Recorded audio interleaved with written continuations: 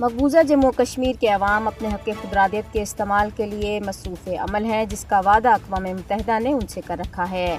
عالمی برادری جموں و کشمیر کو ایک متنازع خطہ مانتی ہے، جس کے سیاسی مستقبل کا فیصلہ اقوام متحدہ کی طرف سے پاس کی گئی قراردادوں کے مطابق طے ہونا ہے۔ عالمی ادارے کی قراردادوں نے ہی کشمیری عوام کے حق خودارادیت کے حصول کی جدوجہد کو قانونی حیثیت دی ہے۔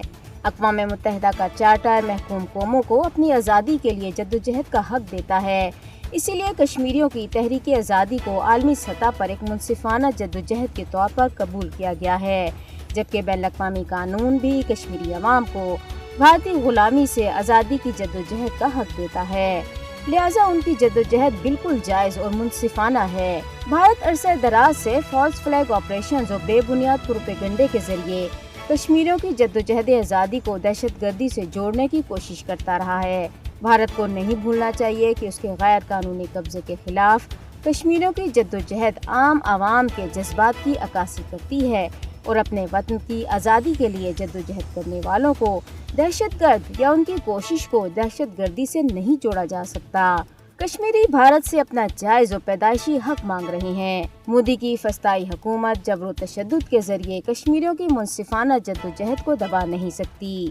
بھارت کے وحشیانہ مظالم کے باوجود کشمیریوں کے حوصلے بلند ہیں اور وہ اقوام متحدہ کے زیر اہتمام رائے شماری کے حصول تک اپنی جدوجہد جاری رکھنے کے لیے پرعزم بھی ہیں۔ دنیا کو مقبوضہ کشمیر کے لوگوں کی آزادی اور حق خودارادیت کی جدوجہد کی حمایت کرنی چاہیے۔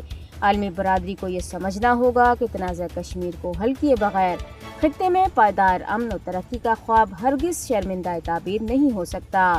بھارت کو چاہیے کہ وہ غیر حقیقت پسندانہ طرز عمل ترک کر کے مسئلہ کشمیر کے حل کے لیے اقدامات کرے اور خطے کو خون خرابے سے پاک کر کے تعمیر و ترقی اور امن و استحکام کے راستے کھولے۔